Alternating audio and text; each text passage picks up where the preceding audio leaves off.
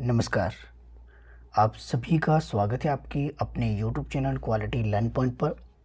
सबसे पहले जो बच्चे आपके पास डायरेक्ट आंसर देना चाहते हैं, साथ साथ में जो आपके पास, जैसे मैं आपको बता रहा हूँ क्वेश्चन आप यहाँ पे देख पा रहे हो, साथ साथ रिप्लाई करने वाले वो क्या करना, थोड़ा सा फास्ट आपके रिप्लाई करना और समय बिल्कुल कम रहेगा, क्योंकि आज हम देखने वाले हैं HP टेट का ये मॉडल टेस्ट पेपर स्पेशली आपके पास TGT आर्ट्स के लिए है। आर्ट्स के लिए बेशक है, GBT वाले भी देख सकते हैं, TGT मेडिकल नॉन मेडिकल सभी देख सकते हैं, क्योंकि इसमें आपके पास SST सेक्शन यानी कि GK सेक्शन और आपका साइक्लिक सेक्शन कंप्लीट आपका हो जाएगा। बाकी ये क्वेश्चन आपके पास 150 है। एग्ज़ाम के लिए बहुत कम समय आपका रह गया है, तो आपके पास 150 क्वेश्चन मैंने इस तरह से बनाया है कि अगर आपके पास एग्ज़ाम बहुत डिफ़िकल्ट बन जाता है तब आपके पास कैसे अटैम्प्ट कर सकते हैं। तो यहाँ पर अगर आप देखिए 150 में से आपको 90 स्कोर करना है। ईमानदारी से देना, एग्ज़ाम से पहले रिवीजन आपका हो जाएगा। पूरा मॉडल टेस्ट पेपर इसलिए कह रहा हूँ कि 150 के 150 क्वेश्चन बिल्कुल उस हिसाब से सेट किए हैं जैसे कि आपके एग्ज़ाम में आते हैं। साथ में इसकी PDF भी आपको मैं प्रोवाइड करवा दूंगा। इसके बारे में बातचीत हम आगे करेंगे। पहले हम प्रश्न ले लेते हैं। प्रश्न आपके पास पहला क्या है, भारतीय थल सेना दिवस आपके कब मनाया जाता है। प्रश्न आपके पास है, भारतीय थल सेना दिवस आपके कब मनाया जाता है। ऑप्शन आपके पास स्क्रीन पर दिए गए हैं और उम्मीद है कि आप यहाँ पर जल्दी रिप्लाई करेंगे, जो कि आपके पास साथ साथ रिप्लाई करने वाले हैं। 15 जनवरी, 15 जनवरी। जिसने आपके पास सी ऑप्शन किया है बिल्कुल आपकी सही है। अगला प्रश्न, बैंक नोट जारी करने वाला प्रथम देश कौन रहा था। प्रश्न आपके पास है, बैंक नोट जारी करने वाला प्रथम देश कौन रहा था। ऑप्शन आपके पास दिए हैं। ऑप्शन जो फर्स्ट है स्वीडन, बिल्कुल यहाँ पर आपकी सही हो जाएगा। भारत में दूरदर्शन केंद्र की शुरुआत कब हुई थी, यानी कि दूरदर्शन केंद्र आपके पास कब शुरू हुआ था, ये आपसे प्रश्न पूछा गया है। ऑप्शन आपके पास यहाँ पर दिए गए हैं, आप इसका सही आंसर लगा सकते हैं। भारत में दूरदर्शन, याद रखना भारत में दूरदर्शन की बात की गई है, हिमाचल में दूरदर्शन की बात नहीं की गई है। तो प्रश्न को थोड़ा सा आप ध्यान से देखें। तो यहाँ पर अगर हम देखें क्वेश्चन नंबर 3 का जो आपके पास राइट आंसर होगा, ऑप्शन आपके पास यहाँ पर फर्स्ट दिया है 1959। सितंबर के आसपास की बात है। उस समय आपके पास जो कार्यक्रम आते थे वो लगभग आधे घंटे के विकास और शिक्षा से संबंधित कार्यक्रम आपके दर्शाए जाते थे। भारत में प्रथम रमन मैग्सेसे पुरस्कार प्राप्तकर्ता कौन रहे थे। तो प्रथम रमन मैग्सेसे पुरस्कार भारत में किसे प्राप्त हुआ है, ऐसे प्रश्न आपके पूछा गया है। ऑप्शन आपके पास यहाँ पर दिए गए हैं। CD देशमुख आपके पास बिल्कुल सही होगा। ऑप्शन जो सी है बिल्कुल आपके ठीक है। ऑप्शन 4 आप यहाँ पर छोड़ दीजिए, टाइपिंग मिस्टेक है। 5 पर आ जाते हैं। नेशनल डिफेंस कॉलेज आपके पास कहाँ पर देखने को मिलता है। ऑप्शन आपके पास है नेशनल डिफेंस कॉलेज कहाँ पर है। ऑप्शन आपके पास खड़गवासला, दिल्ली, देहरादून, जबलपुर। तो अगर हम बात करें यहाँ पर तो आपके पास दिल्ली बिल्कुल आपके पास सही हो जाएगा। रक्षा अनुसंधान एवं विकास संगठन की स्थापना कब हुई थी, यानी कि आपके पास DRDO की स्थापना आपके पास कब हुई है, ये आपने बतानी है। तो DRDO की स्थापना की अगर हम बात करें तो 1958 आपके बिल्कुल सही हो जाएगा। बहुत से स्टूडेंट ऐसे ही न्यू क्वेश्चन देख रहे हैं, तो ये आपके पास बिल्कुल ऐसे ही प्रश्न आएंगे। इनको कवर करना पॉसिबल नहीं है, ये मिसलिनियस के अंदर आता है। तो मिसलिनियस टॉपिक के अंदर इस तरह के क्वेश्चन है, तो ये छोटी छोटी चीज़ें NCC हो गया, DRDO हो गया, आपके पास CRPF हो गया, इस तरह के जितने भी आपके संगठन है, CBI वगैरह, ये आपको देखने पड़ेंगे कभी इस्टेब्लिश हुए हैं। भारत में किस देश के साथ मिलकर ब्रह्मोस मिसाइल का निर्माण किया है। तो किस देश के साथ मिलकर ब्रह्मोस मिसाइल आपके पास निर्मित की गई है। ऑप्शन आपके पास यहाँ पर दिए गए हैं। राइट आपके हो जाएगा इसमें से रूस के साथ जो है भारत ने मिलकर ब्रह्मोस मिसाइल का निर्माण किया है। यूक्रेन की राजधानी का नाम क्या है। यूक्रेन आपके पास चर्चा में रहा, तो हो सकता है कि कुछ इंपॉर्टेंट जो आपकी कंट्रीज है उनकी राजधानियां तक आपसे पूछ ली जाए। और देखने में तो आसान प्रश्न है, लेकिन आपको ये पता होना चाहिए कि आपके पास किस देश की राजधानी कौन सी है। तो यहाँ पर कीव जो राजधानी है ये यूक्रेन की आपके देखने को मिलेगी। इनमें से कौन सा संयुक्त राष्ट्र का अंग नहीं है। संयुक्त राष्ट्र के अंग आपको सभी को पता होंगे कौन कौन से हैं। संयुक्त राष्ट्र की स्थापना कब हुई है, इसके वर्तमान में सचिव कौन है, ये सारी चीज़ें आपके, इवन इसके संयुक्त राष्ट्र की जो पर्टिकुलर डेट है, ईयर तो आपने याद ही रखना है, साथ में पर्टिकुलर डेट भी आपको उसको याद रखनी है। तो फिलहाल अगर हम बात करें तो यहाँ पर आपके पास कौन सा इसमें से अंग नहीं है, तो ये सुरक्षा परिषद हो गया, महासभा, सचिवालय, ये सारे इसी के अंग हैं। तो यानी कि इसमें से कोई भी ऑप्शन आपके पास ऐसा नहीं है, तो ऑप्शन डी पर आप यहाँ पर जाएंगे। सार्क का मुख्यालय कहाँ है। सार्क की फुल फॉर्म भी आपसे पूछी जाती हैं। सार्क कितनी कंट्रीज़ है, उसमें कंट्रीज़ के नंबर ऑफ कंट्रीज़ भी आपसे पूछ ली जा सकती हैं। तो यहाँ पर उस हिसाब से आप चले। सार्क का मुख्यालय अगर देखिए आपके पास कहाँ पर है, तो सार्क का मुख्यालय आपके काठमांडू में देखने को मिलता है। ऑप्शन डी बिल्कुल आपके सही था, ये तो आसान प्रश्न था। भारत रत्न पुरस्कार सरकार द्वारा दिया जाता है, ये आपके दिया इस तरह से नहीं होगा, गलत लिखा गया है, कोई बात नहीं। तो कब ये शुरू किया गया था? भारत रत्न पुरस्कार आपके पास कब से ये स्टार्ट हुए हैं, ये आपसे प्रश्न पूछा गया है। तो अगर इसकी हम बात करें तो ये आपके जो देखने को मिलते हैं 1954 से आपके भारत रत्न पुरस्कार दिए जाने आपके शुरू हो गए थे। प्रथम ओलंपिक खेल आपके पास कहाँ पर देखने को मिले थे? स्पोर्ट्स से आपके पास क्वेश्चन बनता है, तो एक दो क्वेश्चन स्पोर्ट्स से कहीं से भी किसी भी कैटेगरी से आपके पूछ लिया जा सकता है। मेडल आपके पूछे जा सकते हैं, किसी खिलाड़ी के नाम आपसे पूछे जा सकते हैं। 12 की अगर हम बात करें तो आपके पास एथेंस, ऑप्शन सी बिल्कुल सही हो जाएगा। पोलो खेल में खिलाड़ियों की संख्या कितनी होती है? नंबर ऑफ जो आपके पास मेंबर है पूछे जा सकते हैं। नंबर ऑफ जो आपके पास क्या कहेंगे उसको, स्पोर्ट्स पर्सन, अब मुझे नाम नहीं एक्चुअल में याद आ रहा क्या उसको कह सकते हैं। पोलो खेल में जो खिलाड़ियों की संख्या तो कितनी आपके पास देखने को मिलेगी? तो आपके पास यहाँ पर ऑप्शन दिए गए हैं, तो इसकी अगर हम बात करें 4 खिलाड़ी आपके देखने को मिलते हैं। उबेर कप किस खेल से संबंधित है? उबेर कप तो कप से प्रश्न पूछ सकते हैं, आपसे पूछा जा सकता है। एशिया कप किससे संबंधित होता है? जिस तरह से उबेर कप है, उसी तरह से और भी बहुत सी कप आपके देखने को मिलते हैं। किस खेल से कौन सा कप संबंधित है, तो ये आपको पता होना चाहिए। तो यहाँ पर अगर हम देखें तो ये कहाँ पर देखने को मिलता है? Badminton, option C. मैंने ऐसे प्रश्न लिए हैं कि आपको कम से कम उसमें से आए, क्योंकि इससे टफ आपके हो नहीं सकता। ये मैंने हाई लेवल लिया है जितना मैं ले सकता था अपनी ओर से, कि प्रश्न जो अगर बने तो किस हिसाब से बन सकते हैं। एक दो प्रश्न आपके कंप्यूटर से भी पूछा जा सकता है, छोटे से नॉर्मल वगैरह, किसने कंप्यूटर का आविष्कार किया, कीबोर्ड में कितनी की होती हैं, इस तरह के। एक बाइट कितने बिट का होता है? तो अगर आपके देखिए तो 15 का अगर राइट आंसर होगा option B 8, option B is right answer. Next, Virupaksha मंदिर किस राज्य में है? ये आपके पास हाल ही में बड़ा देखने को मिला है, जो मंदिर वगैरह आपके बहुत पूछ लिए जाते हैं कि किस राज्य के अंदर कौन सा मंदिर आपके पास है। तो विरूपाक्ष मंदिर की जब भी बात की जाएगी किस राज्य में आपके स्थित हैं, तो ये देखने को मिलता है कर्नाटका। ठीक है, कर्नाटक में आपके पास है। तो हिंदी टाइपिंग पे मत जाना, क्योंकि बड़ा मुश्किल हो जाता है हिंदी के वर्ड एज इट इज़ आपके लिखना। सूर्य देवता का वर्णन ऋग्वेद के किस मंडल में देखने को मिलता है? ये प्रश्न आपके आसान प्रश्न है और बहुत से स्टूडेंट आपके डायरेक्ट आपके रिप्लाई भी कर लेंगे। तो ये तीसरे मंडल में आपकी ऋग्वेद के टोटल कितने मंडल है, प्रश्न पूछ लिया जाता है। ऋग्वेद की अगर हम बात करें, उस मंडल में, प्रत्येक मंडल में कौन कौन सा उल्लेख देखने को मिलता है, ये आपने देख लेना।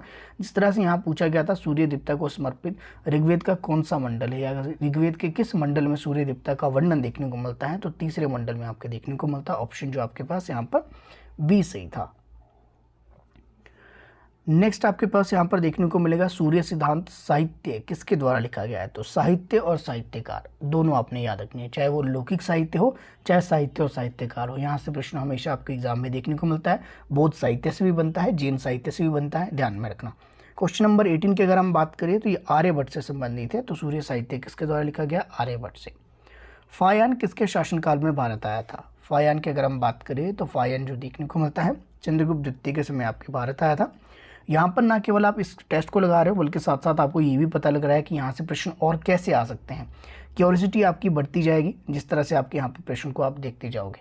आपको एरिया पता लग जाएगा कि अगर लिमिटेड एरिया में आप तैयारी कर रहे हो, उस एरिया से कितना बाहर आपको जाना है, किस तरह के प्रश्न और बन सकते हैं जो आपके कवर करना पॉसिबल नहीं है, लेकिन यहाँ पर मॉक टेस्ट के माध्यम से, मॉडल टेस्ट पेपर के माध्यम से आपके कवर हो जाएंगे। कलिंग के चेदी शासक खारवेल की घटनाओं का वर्णन किस अभिलेख में देखने को मिलता है?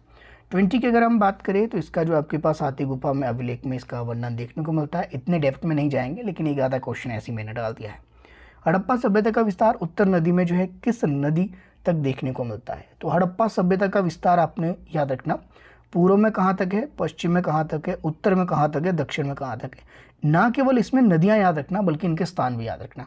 तो यहाँ से एक प्रश्न बन जाता है, और मैंने क्लासेस में तो वैसे करवाया है, ऑनलाइन क्लासेस वालों को मैंने करवाया है, रिकॉर्डेड में भी प्रोवाइड करवा दी थी ये वाली इन्फॉर्मेशन। लेकिन आपको जिनको नहीं पता है, जो पहली बार यहाँ पर है, वो आपके एक बार इसको जरूर देख लेना। फिलहाल हम उत्तर की अगर हम बात करें, उत्तर में कहाँ तक आपके फैला था? चिनाब नदी तक, ऑप्शन डी सही है। और उत्तर में आपके पास अगर हम जगह का नाम आपसे मैं पूछ लूँ तो कमेंट सेक्शन में कमेंट कीजिए कि उत्तर में जो है हड़प्पा सभ्यता का विस्तार कहाँ तक, किस स्थान तक आपके फैला था। जैन धर्म के प्राचीन साहित्यों की संख्या आपसे पूछी जाती है। प्राचीन साहित्यों को आगम कहा जाता है, ये क्वेश्चन में कई बार पूछ लिया जाता है, हालांकि मैं आपसे ही पूछने वाला था, लेकिन कोई बात नहीं। तो प्राचीन साहित्यों की जब संख्या की बात की जाएगी तो यहाँ पर राइट आंसर आपके पास क्या देखने को मिलेगा? 14 देखने को मिलेगा। तो 22 का आपके पास 14 बिल्कुल, यानी कि ऑप्शन सी सही हो जाएगा। देवभूति किस वंश के शासक थे? वंश से क्वेश्चन बनते हैं कि किस वंश का कौन सा शासक रहा, जैसे अशोक किस वंश से संबंधित थे, ऐसे आसान से प्रश्न जो बनेंगे वो ऐसे बनेंगे कि देवभूति किस वंश का शासक आपके देखने को मिलता है, शुंग वंश का। तभी आपने अगर बहुत ज़्यादा नहीं याद रख पाओ, जितने भी वंश आपके रहे हैं, चाहे आपके पास मौर्य वंश रहा है, चाहे हरेक वंश रहा, चाहे शिशुनाग रहा, मौर्य रहा आपके पास, या फिर आपके पास गुप्त वंश रहा, इनके संस्थापक एक बार देख लेना। शुंग हो गया, सातवाहन हो गया, चेदी हो गए, इनके एक बार जो शासक ये देख लेने कि संस्थापक आपके पास कौन कौन देखने को मिलते हैं। महरौली में लौह स्तंभ का निर्माण, लोहा नहीं है, लौह स्तंभ का निर्माण किसने किया है? थोड़ी सी टाइपिंग मिस्टेक है लेकिन मैं बोल रहा हूँ, वो आपके देख लेना एक बार। महरौली में जो लौह स्तंभ का निर्माण किसके द्वारा? तो स्तंभ में आपके पास अशोक स्तंभ आपके देखते हो, तो उसमें आपके पास कौन कौन से देखने को मिलते हैं? गुहा लेख आपके देखने को मिलते हैं, अशोक स्तंभ आपको देखने को मिलते हैं। ये चीज़ें आपने याद रखना। तो आपके पास प्रश्न यहाँ से पूछा गया है कि महरौली का जो लौह स्तंभ है उसका निर्माण किसने करवाया था? तो 24 की अगर मैं बात करूँ तो चंद्रगुप्त द्वितीय द्वारा इसका निर्माण किया गया था। आप में से बहुत अशोक सोच रहे हो, लेकिन अशोक नहीं है। अशोक के स्तंभ एक बार देख लेना, शिलालेख अशोक के देख लेना, टोटल कितने शिलालेख थे, किस शिलालेख में कलिंग युद्ध का उल्लेख देखने को मिलता है, ये चीज़। दिल्ली में जो है 730 BC में तोमर वंश की स्थापना किसने की थी? तो ये BC ऐसे ही लिखा जाएगा, तो क्या कर सकते हैं इसको, किसने जो है तोमर वंश की स्थापना की थी दिल्ली के? अगर हम बात करें 25 की अगर हम बात करें, यहाँ पर ऑप्शन आपके पास दिए गए हैं। ये आनंद पाल द्वारा जो आपके पास तोमर वंश की स्थापना की गई थी। तो वंश एक बार थोड़ी सी बाहर जाकर भी देख लेना, अपने सिलेबस से बाहर जाकर जरूर देख लेना। भारत में आक्रमण करने वाला पहला वंश कौन सा था? यहाँ पर आपके लिए इसलिए मैं लेकर आया हूँ ये वाला, ये अरब वंश था। इस तरह के प्रश्न इसलिए लेकर आया हूँ ताकि कुछ स्टूडेंट ये आपके सोच कर ना बैठ जाए कि उनकी तैयारी बहुत अच्छे से हो गई है, कंटिन्यू आपके पास वही चीज़ें करते रहे। वो चीज़ें अगर पक्की हो चुकी है, थोड़ा सा एरिया वाइड कीजिए, प्रश्न 1-2 बन जाएगा। बख्तियार खिलजी किसका सेनापति था? क्वेश्चन नंबर 27 की अगर हम बात करें, बख्तियार खिलजी किसका सेनापति देखने को मिलता है? कुतुबुद्दीन ऐबक का। तो ऑप्शन सी बिल्कुल सही है। रोजगार ब्यूरो की स्थापना किस सुल्तान ने की है? तो आपके पास अगर हम देखें तो 28 की अगर हम बात करें, ये आपके पास फिरोज शाह तुगलक द्वारा आपके पास रोजगार ब्यूरो की स्थापना की गई है। देवराय द्वितीय का संबंध किस वंश से था? क्वेश्चन आपके पास यहाँ पर है, ये असंगम वंश से था। थोड़ा सा फास्ट में आपको ये बता देता हूँ, बाकी आप इसको एक बार देख लेना। रैदास के गुरु का नाम क्या था? ये आपके पास उत्तर भारत के जितने भी आपके पास गुरु रहेंगे उनके बारे में देख लेना। भक्ति काल से संबंधित जितने व्यक्ति हैं ये एक बार जरूर आपने देख लेना। तो उत्तर भारत के हैं चाहे आपके पास दक्षिण भारत के हैं, इनका दोनों का आपके विस्तार में वर्णन जरूर आपने देख लेना। इसकी अगर हम बात करें, ये गुरु का नाम आपसे पूछा गया, रामानंद, ऑप्शन बी।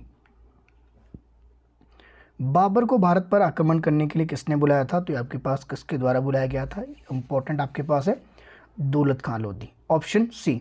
थोड़े फास्ट रिप्लाई कीजिए। किस मुगल शासक ने अपनी जान बचाने के लिए निजाम नामक बिश्ती को एक दिन के लिए बादशाह बनाया? ये मैं थोड़ा सा जूम आउट कर रहा हूं, अब आप देख लीजिए प्रश्न। किस मुगल शासक ने अपनी जान बचाने के लिए निजाम नामक बिश्ती को एक दिन के लिए बादशाह बनाया था? तो ये आपके पास ऑप्शन आपके पास दिए गए हैं, या बाबर आपके पास सही हो जाएगा।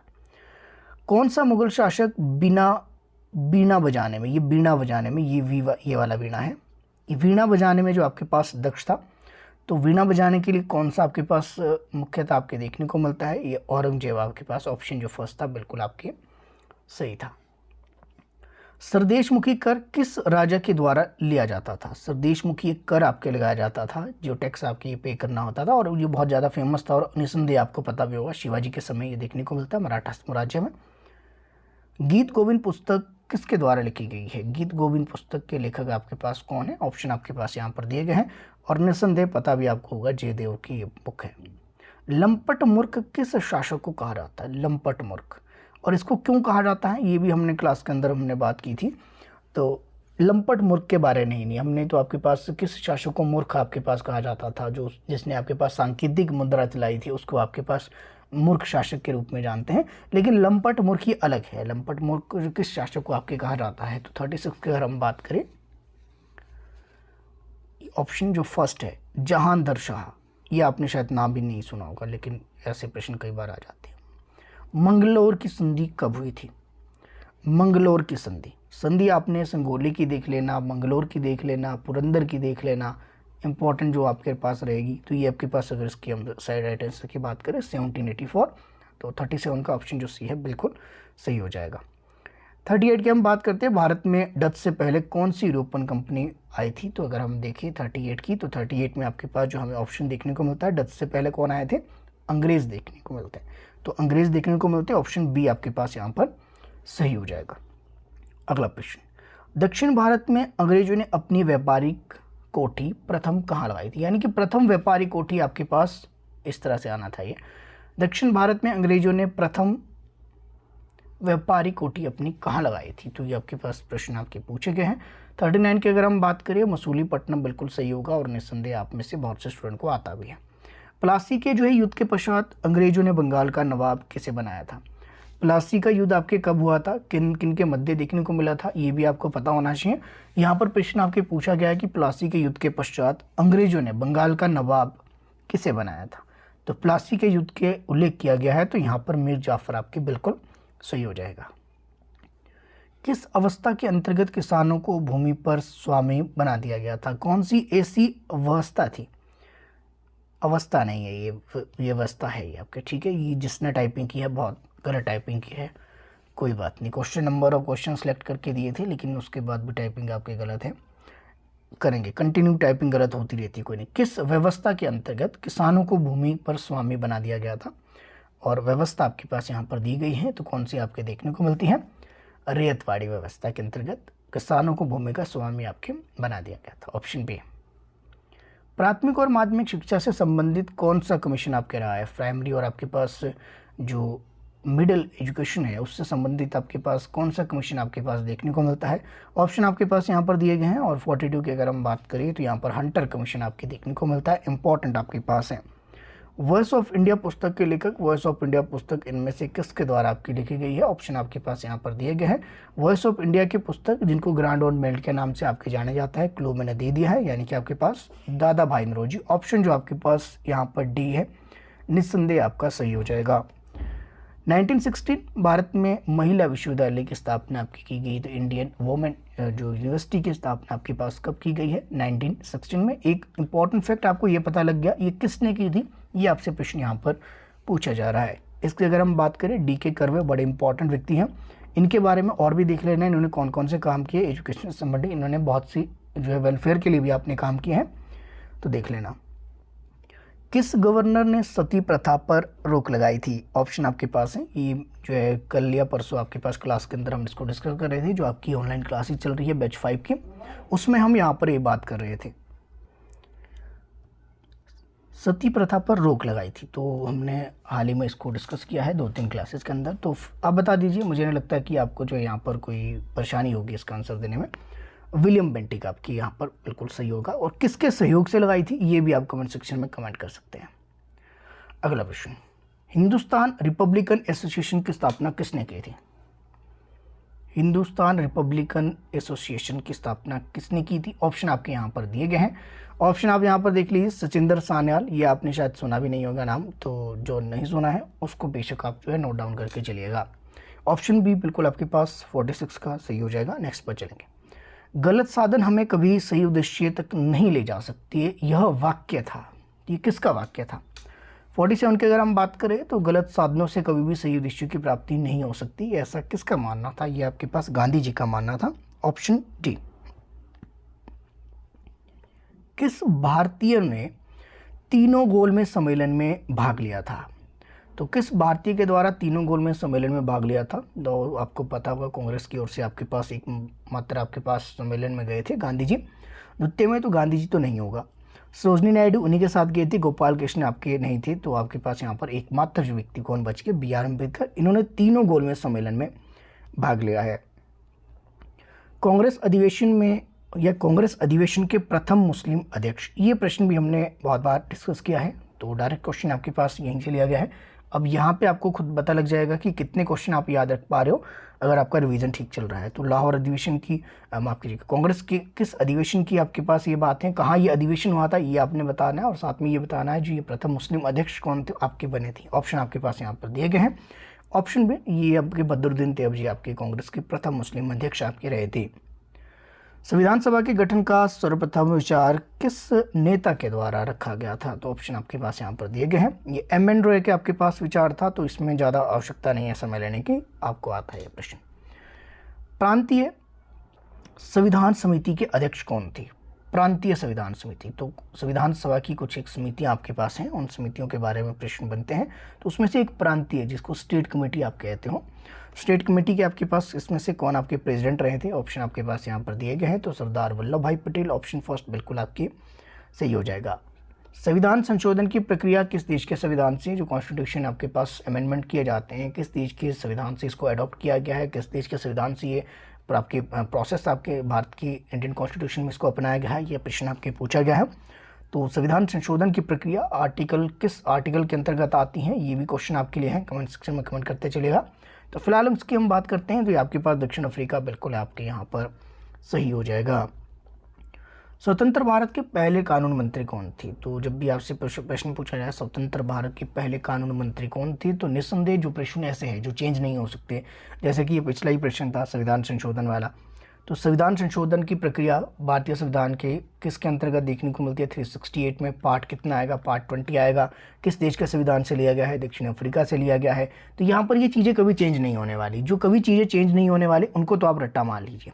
रटने का एक अच्छा तरीका क्या होता है कि पहले रट्टा लगा लिया, बाद में उसको अंडरस्टैंड कर लिया। यही तरीका सबसे बढ़िया है। अगर आपको चीज़ें याद करनी है तो पहले रट लेना है, जो चीज़ें बदलेगी नहीं। अब स्वतंत्र भारत के पहले कानून मंत्री कभी नहीं बदलेंगे, तो जब कानून मंत्री कभी बदलेंगे ही नहीं तो ये आपके पास क्या होगा, यहाँ पर इसको सीधे आपने रट लेना है। तो ऑप्शन 53 की हम बात करें, बी आर अम्बेडकर पहले कानून मंत्री के रूप में कार्य कर चुके हैं।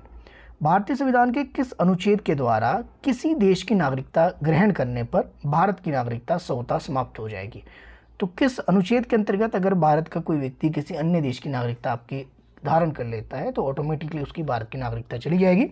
तो ये आपके भारतीय संविधान की अगर हम बात करें, भारतीय संविधान के आर्टिकल 5 से लेकर 11 के अंतर्गत नागरिकता का उल्लेख देखने को मिलता है, जो कि संविधान के भाग 2 का विषय है।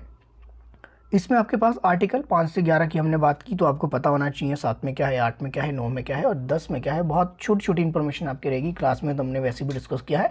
तो यहाँ पर बाकी स्टूडेंट जो आपकी क्लासेस में नहीं है किसी कारणवश, तो आपके जरूर इसको डिस्कस जरूर कर लीजिएगा और एक बार इसको गो थ्रू कर लेना। तो फिलहाल अगर हम बात करें क्वेश्चन नंबर 54 की, तो आपके भाग 9 अनुच्छेद 9 की बात की गई है और भाग 2 में आपके पास ये अनुच्छेद देखने को मिलता है।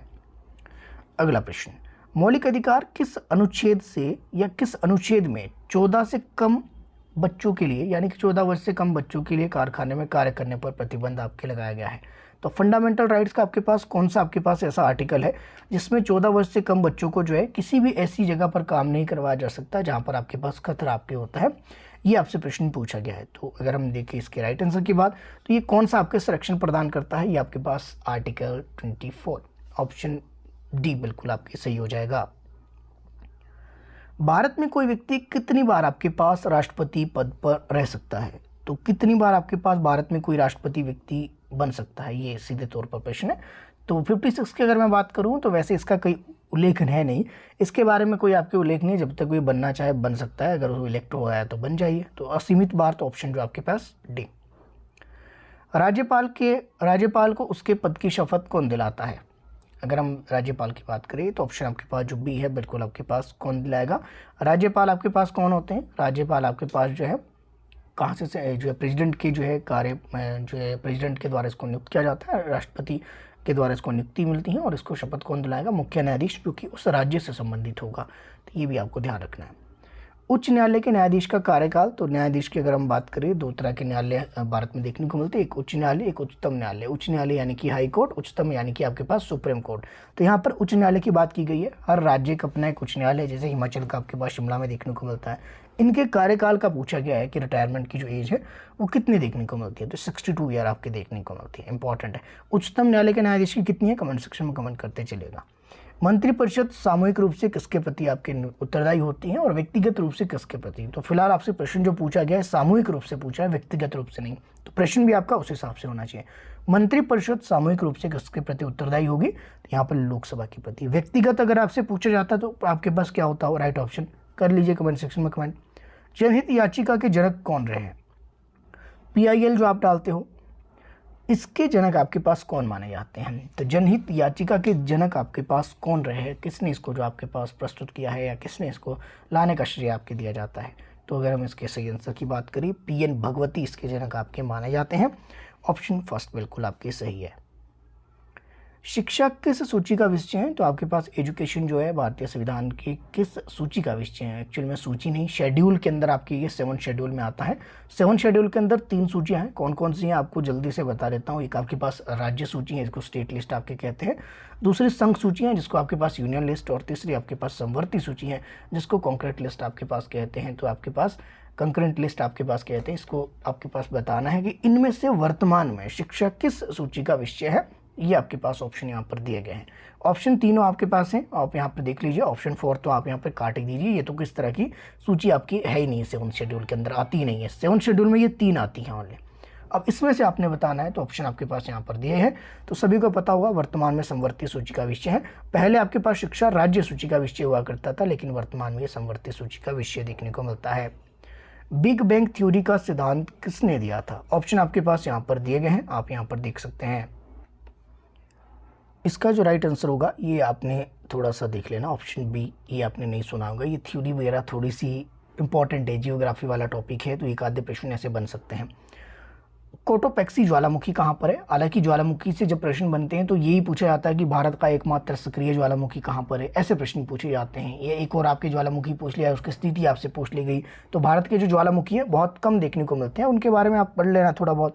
मुझे नहीं लगता है कोई इसमें से प्रश्न आपके पास बहुत ज़्यादा डेप्थ में बनेंगे। तो ये अगर आपके पूछ लिया जाए तो ज्वालामुखी वाला कुछ ऐसा प्रश्न बनेगा कि कौन सा ज्वालामुखी कहाँ है, कौन सा विश्व का सबसे सक्रिय ज्वालामुखी है, कौन सा प्रसुप्त है, इस तरह के पूछ लिए जा सकते हैं। तो इसकी अगर हम बात करें तो कोटोपैक्सी ज्वालामुखी जो आपके पास कहाँ पर देखने को मिलता है, ऑप्शन डी बिल्कुल आपके पास इक्वाडोर, ये सही हो जाएगा। मौसमी घटनाएं किस मंडल में देखने को मिलती है? मौसम संबंधी जो घटनाएं, मंडल का मतलब आपके पास जो लेयर है वायुमंडल की जो परतें हैं, उनसे ये प्रश्न आपके सीधे तौर पर पूछा गया है। जिसमें आपके पास परतों के बारे में बात भी की गई है। क्षोभ मंडल है, आपके पास समताप मंडल है, मध्य मंडल है, आयन मंडल है। इनका सीक्वेंस भी आपसे पूछा जा सकता है, तो सीक्वेंस भी आपको पता होना चाहिए। तो फिलहाल मौसम संबंधी जो घटनाएं हम कहाँ देखते हैं, ये सारी घटनाएं आपके होती है आपके क्षोभ मंडल में। पृथ्वी के सबसे नज़दीक आपके पास ये परत है, पहली परत भी आपके पास है। मौसम संबंधी सारी घटनाएं आपके पास यहाँ पर देखने को मिलती है। भारत का सबसे कम किस देश के साथ अपनी सीमा बनाता है? यानी कि भारत की जो सबसे कम जो है किस देश के साथ सीमा लगती है, यानी किसके साथ बॉर्डर अपना शेयर करता है भारत, इस तरह से ये प्रश्न आपके पूछा गया है। तो इसकी अगर हम बात करें तो ऑप्शन आपके पास यहाँ पर सारे दिए गए हैं।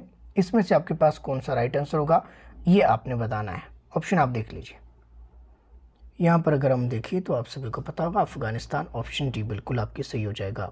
लिपू लेक दर्रा किस राज्य में है? बड़ा आसान प्रश्न है, दर्रे से प्रश्न पूछे जा सकते हैं। लिपू लेक हो गया, पीर पंजाल हो गया, दर्रे आपके पास जितने भी है, काराकोरम आपके पास हो गया, ये प्रश्न पूछे जाते हैं। बता दीजिए, ऑप्शन आपके पास यहाँ पर है। ऑप्शन यहाँ पर फर्स्ट उत्तराखंड बिल्कुल आपकी सही हो जाएगा। नेक्स्ट, पेनगंगा किसकी सहायक नदी है? पेनगंगा किसकी सहायक नदी है? ऑप्शन आपके यहाँ पर दिए गए हैं, जल्दी से इसका आप आंसर यहाँ पर करेंगे। पेनगंगा हो गया, और आपने अगर सुना होगा वेनगंगा। पेनगंगा, वेनगंगा ये दो है आपके पास। और अगर आपसे पूछा जाए किसकी आपकी ट्रिब्यूटरीज आपके देखने को मिलती है, गोदावरी की है। तो ऑप्शन जो आपके पास यहाँ पर सी दिया है बिल्कुल आपके पास ठीक है। धुआंधार जलप्रपात, जलप्रपात का मतलब आपके पास वाटरफॉल है। तो वाटरफॉल अगर आपसे पूछा जाए कहाँ पर आपके देखने को मिलता है, तो ये देखने को मिलता है आपके पास मध्य प्रदेश में। ऑप्शन बी बिल्कुल सही है। वाटरफॉल से याद रखना सबसे ऊंचा कौन सा है, सबसे जो है आपके पास ठंडे वाला, सबसे गहरा, इस तरह से याद रख लेना। छोटा, ऊंचा, बड़ा सब कुछ याद रख लेना। भारत में कपास की खेती के लिए कौन सी मिट्टी सर्वाधिक उपयुक्त है? तो कपास की खेती के लिए कौन सी मिट्टी आपके पास है?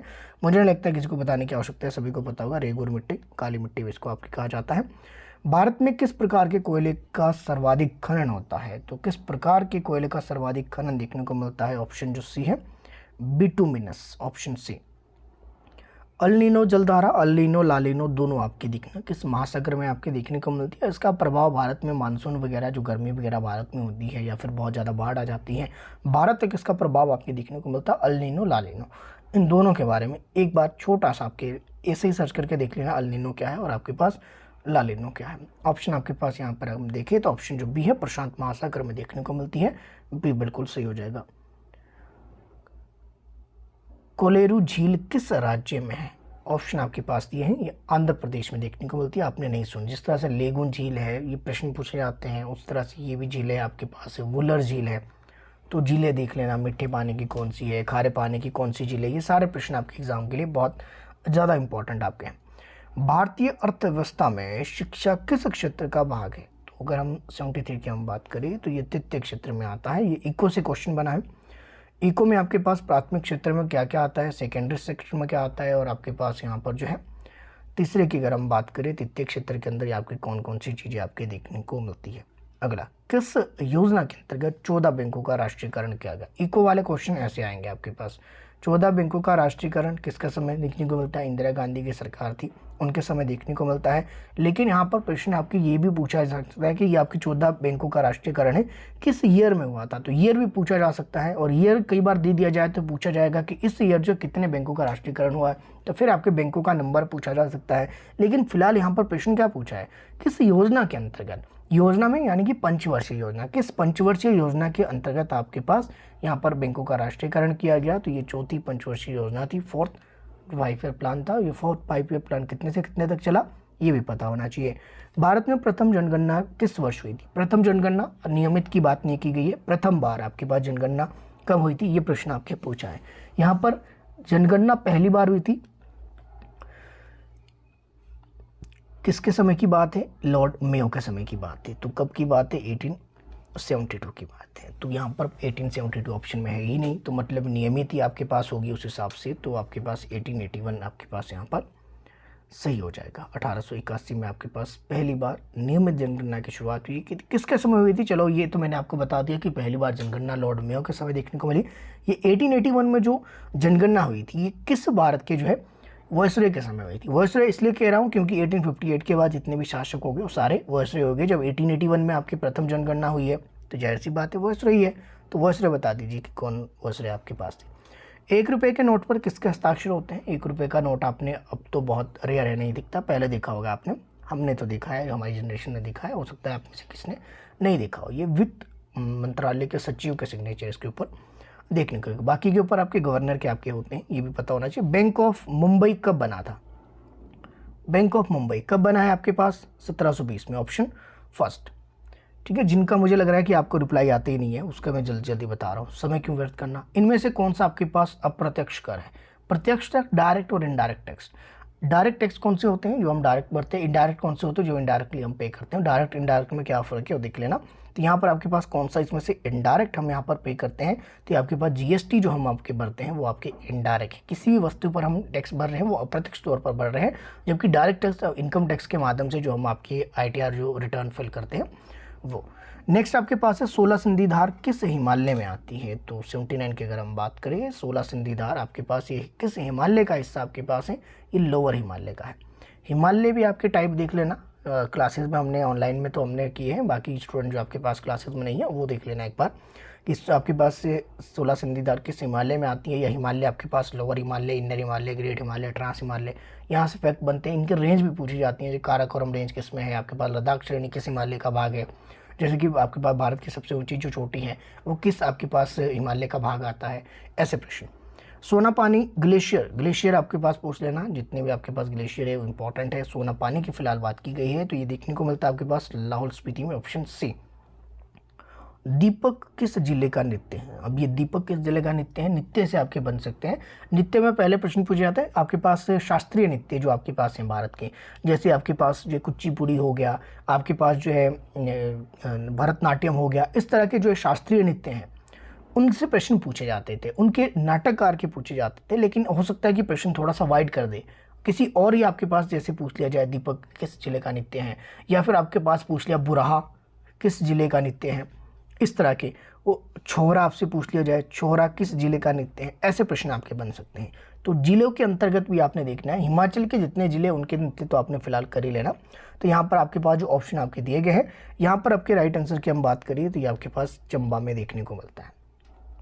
नेक्स्ट, क्वेश्चन आपके पास सावरा कुड़ू जल विद्युत परियोजना यानी कि जल विद्युत परियोजना से भी आपके एक प्रश्न एग्जाम में पूछा जाता है। उसमें प्रश्न पूछा जाता है कि ये जल विद्युत परियोजना किस नदी पर बनी है, ये प्रश्न पूछा जाता है किस आपके पास जिले के अंतर्गत है, किन दो राज्यों के मध्य आपके पास है, ऐसे प्रश्न बनते हैं। या इसका इस्टेब्लिशमेंट कब हुआ, या सबसे पुरानी कौन सी है, कौन सी आपके पास ऐसी है जो कि आपके पास जो अंडरग्राउंड आपके पास है, ऐसे प्रश्न। भूमिगत जल विद्युत परियोजना कौन सी आपके पास देखने को मिलती है, ऐसे प्रश्न। तो यहाँ पर फिलहाल हम बात करें तो सावड़ा कुड़ू की आपके पास अगर हम देखें तो आपके पास शिमला में देखने को मिलती है। ऑप्शन जो फर्स्ट है बिल्कुल सही हो जाएगा। करेरी झील किस जिले में है, जिले आपके याद रख लेना, सारी झीलें चाहे आपके पास हम बात करें जो हिमाचल की अगर देखें तो कौन सी झील आपके पास सबसे बड़ी प्राकृतिक झील है, कौन सी मानव निर्मित झील है, ये आपने याद रख लेना। तो करेरी झील फिलहाल आपके पास डायरेक्ट क्वेश्चन है, तो आपके पास कहाँ पर, ये कांगड़ा में देखने को मिलती है। कहलूर रियासत की स्थापना, रियासतें देख लेना, कहलूर की किसने की, सोलन की किसने की, या सोलन में पहले बघाट हुआ करती थी, आपके सिरमौर रियासत की किसने की, महासू की किसने की, आपके पास क्योंटल रियासत की किसने की। ये जो रियासतें हैं जिसमें कुठार आपके पास बड़ी इंपॉर्टेंट है, इनके बारे में एक बार थोड़ा सा गो थ्रू जरूर कर लेना। तो कहलूर की अगर हम बात करें किसने की, या कुल्लू की, मंडी की आपकी किसने की थी, कांगड़ा रियासत की स्थापना किसने की थी, जो पहले त्रिगत के नाम से इसको जाना जाता था, ये वाले प्रश्न। तो यहाँ पर कहलूर की अगर हम बात करें तो इसका जो राइट आंसर आपके पास हो जाएगा वेदचंद, आपके पास बिल्कुल सही हो जाएगा। अगला प्रश्न हम आपके देखेंगे, जयंती माता मंदिर कहाँ पर है। तो जयंती माता मंदिर की अगर हम बात करें, ये देखने को मिलता है आपके पास कांगड़ा में। ये इस तरह के क्वेश्चन पॉसिबल नहीं है, जिसके तो नियर बाय होगा उनको तो पता होगा, बाकी तो पॉसिबल नहीं होते, लेकिन एक आधा क्वेश्चन ऐसा देखने को जरूर मिल जाएगा। हिमाचल प्रदेश के कृषि मंत्री आपके कौन देखने को मिलते हैं, अगर हम देखें आपके पास हिमाचल प्रदेश के कृषि मंत्री कौन है, ये पहले आपके पास चंद्र कुमार आपके देखने को मिलते हैं। क्या आज भी आपके यही है, अब ऑप्शन के हिसाब से आपको चलना पड़ेगा, तो राइट आंसर आपके पास ऑप्शन बी आप कंसीडर करेंगे। तो यहाँ पर एज इट इज आपको क्या करना पड़ेगा, जो ऑप्शन है उन क्वेश्चन के हिसाब से आपके देखना। वर्तमान में कौन है ये आपको पता होना चाहिए, क्या वर्तमान में यही है, कमेंट सेक्शन में कमेंट करके चलिएगा।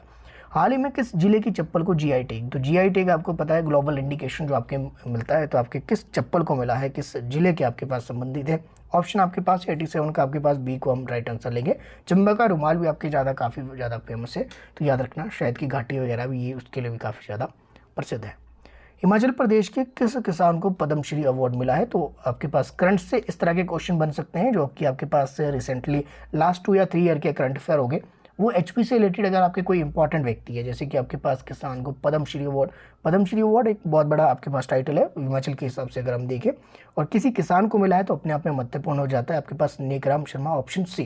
किसके लिए मिला है ये भी आपको पता होना चाहिए।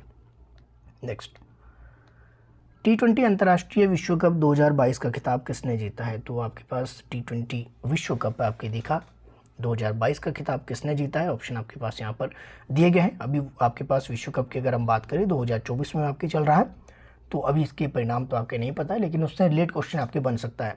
तो T20 अंतर्राष्ट्रीय विश्व कप आपकी 2022 किसने जीता है, ऑप्शन आपके पास यहाँ पर दिए गए हैं और सभी को पता होगा इंग्लैंड द्वारा जिसको जीता गया था, ऑप्शन सी। 2011 की जनगणना के साथ भारत का लिंगानुपात आपसे पूछा जा सकता है, ये आपके रटे हुए क्वेश्चन है। एक अच्छी बात है कि जब से 2011 के बाद अभी तक सेंसस आपके नहीं हुए हैं, तो 2011 की जनगणना से बहुत से प्रश्न बन जाते हैं। जैसे ही सेंसस हुए वैसे ही आंकड़े बदल जाएंगे, तो अभी जब तक आंकड़े नहीं बदले हैं तब तक आपको यहाँ पर हेल्प मिल जाएगी, बार बार रटने की आवश्यकता नहीं है। तो ऑप्शन जो आपके पास यहाँ पर बी बिल्कुल सही हो जाएगा। नेपाल के प्रधानमंत्री कौन देखने का, अच्छा एक और प्रश्न मुझे याद आ रहा है, आप में से कुछ स्टूडेंट ऐसा हो सकता है कि 2011 की जनगणना के साथ एक ऑप्शन आप ढूंढ रहे होगे 1 2 3, कितने स्टूडेंट आपके ढूंढ रहे थे कि ऑप्शन में 1 2 3 होगा, ये जनगणत्व है। जब जनगणत्व पूछा जाएगा फिर आपके 1 2 3 ऑप्शन में आपको मिलेगा। तो फिलहाल पूछा गया था यहाँ पे भारत का लिंगानुपात, भारत का, ठीक है, हिमाचल का नहीं, तो दोनों में अंतर है। हिमाचल का जब पूछा जाएगा 1 2 3 वो जनगणत्व आपके देखने को मिलेगा। हिमाचल का लिंगानुपात कितना है जरा कमेंट सेक्शन में कमेंट कीजिएगा, ये भी आपको पता होना चाहिए। हिमाचल और भारत दोनों अलग अलग आपके आंकड़े रहेंगे। नेपाल के प्रधानमंत्री आपके कौन है, अब आपके ये वाला प्रश्न तो बदल गया है, लेकिन अभी फिलहाल आपके पास ऑप्शन अगर आप देखें तो ऑप्शन के हिसाब से आप देखें तो कौन सा आपके देखने को मिलेगा। नेपाल के प्रधानमंत्री हमारे पड़ोसी देशों के जितने भी प्रधानमंत्री आपके रहेंगे, मालदीव में बने हैं, मालदीव का भी आपने देखना, राष्ट्रपति आपके पास वहाँ से पूछा जा सकता है। तो 91 की अगर हम बात करें तो पुष्प कमल दहल ये आपके देखने को मिलते हैं इसके ऑप्शन के हिसाब से। बिम्स्टेक का मुख्यालय आपके पास कहाँ पर देखने को मिलता है, 92 की अगर हम बात करें तो ये आपके पास ढाका में देखने को मिलता है, ऑप्शन बी ढाका आपके पास किसकी राजधानी है ये भी पता होना चाहिए।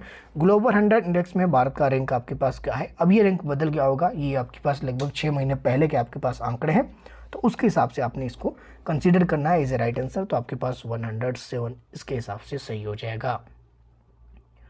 जब आप एचपीटेट की तैयारी कर रहे हो तो एचपीटेट के जो आंकड़े आपने लेने हैं वो लगभग मार्च से पहले के लेने हैं, मार्च के बाद के नहीं लेने हैं, या फरवरी लास्ट के रख लीजिए, फरवरी से पहले के ले लेना, उसके बाद के आपसे नहीं पूछे जाएंगे। तो अगर आपके न्यू आंकड़े कोई भी आए हैं तो उसको आप कंसीडर मत करना, बेसिक ऑप्शन में दिख भी जाए तो भी। बालक की जो आपके पास सूचना प्रकरण की जो क्षमता है वो किस पर निर्भर करती है, साइकोलॉजी सेक्शन आपका चला। 94 की अगर हम बात करें, ऑप्शन आपके पास यहाँ पर दिया है, ऐसे प्रश्न मैंने रखे हैं जो रट्टे मारने वाले कम हैं और समझने वाले ज़्यादा है। सूचना प्रकरण क्षमता आपके पास बच्चों में कितनी होती है, कितनी आपकी इन्फॉर्मेशन बच्चा गेन कर सकता है, कितनी आपके पास कैपेसिटी बच्चे में रहती हैं, तो ये आपसे प्रश्न पूछा गया है। तो यहाँ पर बच्चे की जो सूचना प्रकरण की जो क्षमता होगी वो कैसी होगी, वो सीमित होगी। बच्चे के पास जो है उसको उतना मेमोरी डेवलप उसकी नहीं होती है, तो बालकों में कम और आपके सीमित रहती है सूचनाएं। ऐसा नहीं है कि असीमित आपके पास दे दी जाए, असीमित रहेगी लेकिन वो फॉरगेटिंग भी साथ साथ होती रहेगी, तो उसके पास सीमित है, कुछ चीज़ें वो आपके याद कर पाएगा, धीरे धीरे आपके पास उसकी मेमोरी में डेवलपमेंट आपकी होती रहेगी। दूसरे व्यक्तियों के व्यवहारों को समझने से संबंधित जो बुद्धि होगी, ये आपके प्रश्न कैसे पूछा गया है, ये प्रश्न आपके पूछा गया है जो आपके पास क्या कहेंगे मल्टीपल जो इंटेलिजेंस वाला है वहाँ से। अगर आप दूसरे के व्यक्ति के व्यवहारों को समझ पा रहे हैं तो उसमें आपके पास कौन सी आपके पास इंटेलिजेंस आपके अंदर देखने को मिलेगी। तो यहाँ पर अगर हम बात करें तो आपके पास ऑप्शन जो फर्स्ट है अंतर व्यक्ति, ये बिल्कुल आपके सही हो जाएगा। तो यानी कि दूसरे के व्यक्ति के विचारों को आप समझ पा रहे हो, तो यहाँ पर आपके पास कौन सी आपके पास देखने को मिलेगी, ये देखने को मिलती है इंटरपर्सनल इंटेलिजेंस वाले व्यक्ति हैं जो कि दूसरे की भावनाओं को विचारों को समझ पा रहे हैं। यानी कि इस तरह के व्यक्ति साइकोलॉजिस्ट भी आपके हो सकते हैं, ये आपको पता होना चाहिए। तो यहाँ पर ऑप्शन जो फर्स्ट था बिल्कुल आपके पास सही देखने को मिलेगा। जो खुद के विचारों को समझ पाता है उसको इंट्रापर्सनल कहते हैं, जो कंफ्यूज हो रहे हैं उनके लिए मैं बता दूं। 8 वर्षीय बालक जिसकी बुद्धि लब्धि 75 है, उसकी मानसिक आयु कितनी है। फॉर्मूला लगा लीजिए, MA/CA मल्टीप्लाई बाय 100, इसी फॉर्मूले से आपके सारे निकल जाएंगे ये वाले प्रश्न, तो इसको लगाने की आवश्यकता नहीं। बहुत बार मैंने क्लासेस में इसको बताया है, बहुत बार आपको समझाया है। तो आपके पास जब MA है यानी कि मानसिक आयु 8 वर्षीय बालक है, यानी कि आपके पास क्या है 8 वर्ष आपको बताया गया क्रॉनिकल एज, जिसकी बुद्धि लब्धि 75 है। अब यहाँ पर आपने क्या करना है, मान लीजिए कि आपको बिल्कुल मैथ नहीं आता, जैसे मान लीजिए कि मुझे भी मैथ नहीं आता, चलो मुझे इतना तो आता है कि कम से कम मैं आपके फॉर्मूला पुट कर पाऊँ। तो यहाँ पर आपने क्या करना है, mental age upon chronological age multiply by 100। तो मेंटल एज आपके पास कितनी है, तो मेंटल एज आपके पास यहाँ पर आपको नहीं दिख रही है, यहाँ पर आपके पास सीधी आपको IQ दे दिया है। IQ निकलेगा पहले फॉर्मूला पुट करके, आपको नहीं आता है फॉर्मूला कैसे लगाना है, तो सिंपल सा मेथड क्या है, ऑप्शन 4, 5, 6, 7 दिए है, तो पहले आप आइडिया सा लगा दीजिए। अगर किसी की 75 आपके पास है तो आप 5 से स्टार्ट कीजिए। तो आप मेंटल एज मान लीजिए 5 को लेकर चलेंगे, क्रॉनिकल एज आपके पास 8 है, मल्टीप्लाई आपने यहाँ पर 100 कर दिया, तो आप देखेंगे इससे नहीं आएगा। अब मैं यहाँ पर करके नहीं दिखा सकता, 6 को आप करेंगे तो फिर आपके पास मेंटल एज आपके पास कितनी होगी 6, क्रॉनिकल एज आपके पास 8 होगी, यानी कि आपके पास इसको यहाँ पर मल्टीप्लाई कर देंगे तो आपके पास राइट आंसर निकल कर आ जाएगा, वो 75 आ जाएगा। इसको मल्टीप्लाई आपने कर देना तो 75 आपके पास यहाँ पर आ जाएगा, करके देख लेना एक बार। अर्थपूर्ण संवेदना है किस तरह की आपके पास है, 97 की अगर हम बात करें तो आपके पास यहाँ पर ऑप्शन जो बी है बिल्कुल आपके पास यहाँ पर सही हो जाएगा। उम्मीद है ये वाला आपको समझ आएगा, नहीं समझ आया तो कमेंट सेक्शन में बता देना, नेक्स्ट आपके पास इसको फॉर्मूले के साथ आपको बता दूंगा। बाकी तो यही ऑप्शन है कि आप जो ऑप्शन में दिए गए हैं उस ऑप्शन को ट्राई कीजिए, एज है आपके पास मेंटल एज। अगला प्रश्न पर चलेंगे, बुद्धि व्यक्ति की समग्र क्षमता है जिसके द्वारा व्यक्ति स्वविवेक चिंतन करने, स्वदेशी व्यवहार करने और अपने वातावरण या पर्यावरण से प्रभावी रूप से निपटने में समर्थ होता है। ये कथन आपके पास किसका है, डायरेक्ट स्टेटमेंट आपके पास है, ऐसे प्रश्न बहुत कम देखने को मिलेंगे, इसको डायरेक्ट याद रखना। वेस्लर अगर रख पाओ तो ठीक है, नहीं तो कोई दिक्कत नहीं है।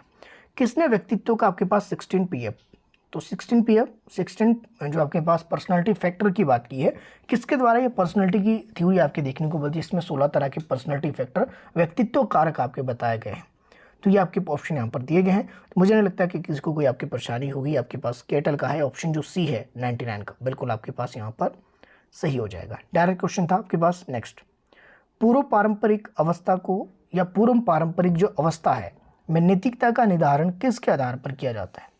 पूर्व पारंपरिक अवस्था में नैतिकता का निर्धारण किसके आधार पर आपके पास किया जाता है। ऑप्शन आपके पास यहाँ पर दिए गए हैं। ऑप्शन आप देख लीजिए, सामाजिक नियमों, सार्वभौमिक, दंड, पुरस्कार या फिर इनमें से कोई नहीं। क्वेश्चन आपके पास है 100, इसमें राइट आपके पास होगा दंड और पुरस्कार पर। नेक्स्ट, सकारात्मक और आपके पास नकारात्मक रूप से स्थायी और अधिगमित मूल्यांकन है। पॉजिटिव और नेगेटिव जो आपके पास परमानेंट जो चेंज होते हैं, परमानेंट जो आपके पास इवेल्युएशन किया जाता है वो किसके आधार पर किया जाता है, तो आपके पास ऑप्शन यहाँ पर दिए गए हैं। तो आपके पास क्या होगा, अभिवृत्ति के आधार पर, ऑप्शन जो है सी। द इंटरप्रिटेशन ऑफ ड्रीम, ये बुक है आपके पास, कौन है इसके लेखक, प्रश्न अगर पूछ लिया जाए आपके पास तो क्या आपकी क्या लगा कराओगे, तो ये फ्राइड है, फ्राइड की बुक है आपके पास इंटरप्रिटेशन ऑफ ड्रीम्स। ये सिगमंड फ्राइड, पर्सनालिटी की जो थ्योरी दी है ये दिगो सुपरिगो फ्राइड की। मानवता बल देता है, मानवता किस पर बल देता है, मानवता आपके पास स्वयं पर बल देती है, तो ऑप्शन डी आपके सही हो जाएगा। अपने ही चिंतन के बारे में चिंतन करना, अपनी समस्या के बारे में सोचते रहना, उस समस्या के भी बारे में फिर से सोचते रहना, तो ये आपके पास क्या कहलाएगा, ये कहलाता है परिवर्तित चिंतन, ऑप्शन जो है सी। पहचान निर्माण किया जाता है, तो पहचान निर्माण किया जाता है किससे संबंधित है, किशोरावस्था में आपके पास पहचान निर्माण आपके किया जाता है, ऑप्शन जो बी है बिल्कुल आपके पास सही हो जाएगा। एरिक्सन का किशोरों के लिए विकासात्मक कार्य हैं, तो एरिक्सन का किशोरों के लिए विकासात्मक जो कार्य हैं वो आपके पास क्या कहलाएगा, वो पहचान निर्माण आपके कहलाएगा, ऑप्शन सी। गार्डनर के अनुसार बुद्धि के कितने प्रकार है, ये पहले आपके पास इसको 7 ऑप्शन में लिया जाता था, लेकिन अब इसको 8 आंसर आपके लिया जाता है, क्योंकि 8 तरह की हॉवर्ड गार्डनर आपके पास जो है मल्टीपल इंटेलिजेंस की बात करते हैं, तो 8 है। हालांकि अब ये 9 हो चुके हैं, अभी तक ये अमेंडमेंट हुआ नहीं है बुक्स वगैरह में, या अभी इसको राइट आंसर कंसीडर नहीं कर सकते हम 9, अभी हम इसको 8 ही करेंगे, तो ऑप्शन सी। नेक्स्ट, दंड व पुरस्कार पर आधारित कोलबर्ग के जो है नैतिक विकास का स्तर, कोलबर्ग ने जो नैतिक विकास के स्तर की बात की है, तो आप सभी को पता होगा मोरल डेवलपमेंट आपके पास कोलबर्ग की थी, उससे संबंधित है। उसमें जो है दंड और पुरस्कार जो बच्चों को मिलता है वो आपके पास फर्स्ट लेवल में मिलता है, सभी को पता होगा फर्स्ट लेवल के अंदर मिलता है। तो आपके पास कन्वेंशनल, पोस्ट कन्वेंशनल और आपके पास प्री कन्वेंशनल, 3 तरह के लेवल की बात की गई है। तो आपके पास कहाँ पर देखने को मिलेगा, 108 की अगर हम बात करें तो पूर्व पारंपरिक प्री कन्वेंशनल में आपके पास ये दंड और पुरस्कार, इसमें भी 2 स्टेजेस आपके हैं, जिसमें फर्स्ट वाले स्टेज में ये दंड और पुरस्कार से बच्चे जो है डरते हैं। अध्यापक द्वारा ऋणात्मक पुनर्बलन का प्रयोग विद्यार्थी के शुद्ध आचरण की संभावना को क्या करेगा, तो अध्यापक द्वारा ऋणात्मक जब हम करेंगे तो ऑप्शन आपके पास यहाँ पर जो देखने को मिलेगा, ये देखने को मिलेगा बड़ा है। तो ऋणात्मक यानी कि पॉजिटिव, ये हिंदी में नहीं आता समझ आपके पास, साइकोलॉजी सेक्शन आई नो, लेकिन आपके पास इसको थोड़ा बहुत आप सीख लीजिए, क्योंकि अभी हिंदी में आपके पास क्वेश्चन है तो बहुत ज़्यादा हिंदी भी होगी। इंग्लिश वाला आपके पास साइकोलॉजी सेक्शन अलग से मैं लेकर आऊँगा, उसके मैं अलग ही बना दूंगा आपके पास, एक पूरी की पूरी क्लास आपको अलग ही प्रोवाइड करवा दूंगा साइकोलॉजी की। तो जब ऋणात्मक होगा तो आपके पास पुनर्बलन का जो प्रयोग किया जाएगा, जो विद्यार्थी के शुद्ध आचरण की संभावना को क्या करेगा, वो बढ़ाएगा। ऋणात्मक, माफ कीजिएगा, ऋणात्मक पॉजिटिव होगा, नेगेटिव होगा, तो यहाँ पर आपके पास पॉजिटिव ये नहीं होगा, तो ऋणात्मक की बात की गई है। तो ऋणात्मक जब आपके पास पुनर्बलन का प्रयोग, यानी कि नेगेटिव जो पुनर्बलन जब आप प्रयोग करेंगे, किसके लिए प्रयोग करेंगे, उसके शुद्ध आचरण, उसकी हैबिट्स को आपके पास जो है घटाने के लिए, या फिर आपके पास कीजिए कि उस हैबिट्स को आपके पास जो है सुधारने के लिए जब आप उसका प्रयोग करेंगे, तो ऐसे में आपके पास जो है शुद्ध आचरण की जो संभावना, उसकी जो हैबिट फॉर्मेशन जो है अच्छी होने की संभावना, वो आपके पास क्या होगी, वो आपकी बढ़ जाएगी। तो नेगेटिव इन्फोर्समेंट का जब यूज़ किया जाता है वो आपकी गलत आदतों को सुधारने के लिए आपके किया जाता है, जिससे कि शुद्ध आचरण करने की संभावना आपके पास बढ़ती जाएगी। धनात्मक और ऋणात्मक, इस तरह से इसको कहा जाता है, धनात्मक नहीं है ये, ऋणात्मक है, तो आपके ये जो है नेगेटिव होगा। किसी लक्ष्य के आकर्षण को बढ़ाने या घटाने वाली स्थिति क्या कहलाएगी, किसी लक्ष्य के आकर्षण को बढ़ाने और घटाने वाली स्थिति को हम क्या कहेंगे, ऑप्शन आपके पास यहाँ पर दिए गए हैं। इसको कहा जाएगा प्रलोभन, जो लालच आप देते हो, स्टिमुलस जिसको आप कहेंगे, स्टिमुलस इसको कहा जाएगा। अगर आपको जो है किसी तरह का लालच दिया जा रहा है, उससे आपके पास जो है आपकी जो है मोटिवेशन आप हो सकते हो, डिमोटिवेट भी आप हो सकते हैं। व्यवहार में अपेक्षाकृत स्थायी परिवर्तन, जब भी आपके पास किसी के बिहेवियर में परमानेंट चेंज होते हैं, उसको हम क्या कहेंगे, उसको लर्निंग कहेंगे, वो चीज़ें हम सीख जाते हैं। तो ऑप्शन जो डी है बिल्कुल सही। नेक्स्ट, प्रशिक्षण के द्वारा किसी क्षेत्र विशेष में अच्छा कर पाने की संभावना, जब आप ट्रेनिंग करते हो और उसके संबंधित किसी क्षेत्र से संबंधित आपने ट्रेनिंग करी, उसके आधार पर आप किसी जो है क्षेत्र के अंदर विशेष रूप से अच्छा करने की संभावना जब आपके मन में हो जाती है, या आप डेवलप आप कर लेते हो, उसको अभिक्षमता आप कहते हो। अपनी क्षमता में आपके पास क्या है, उसमें बढ़ोतरी आपकी रहती है। मेस्लो का जो सिद्धांत है, मेस्लो की जो थ्योरी है, हायरार्की जो आपके पास है, उसमें पूछा गया है कि पहला जो आपके पास है, फर्स्ट आपके पास क्या देखने को मिलता है मेस्लो की हायरार्की में। तो सबसे पहले तो हमारे पास क्या होता है, हमारी बेसिक नीड होती है। जो बेसिक नीड को आपके पास जैविक आवश्यकता आपके कहते हैं। तो ऑप्शन जो यहाँ पर आपके बी देखने को मिल रहा है। मनोविश्लेषणात्मक या मनोविश्लेषणवाद के अनुसार व्यवहार की उत्पत्ति का आधार है। जो आपके पास साइको एनालिटिक थ्योरी आपके पास है, उससे संबंधित ये प्रश्न आपके देखने को मिलता है। सिगमंड फ्राइड की ये थ्योरी है।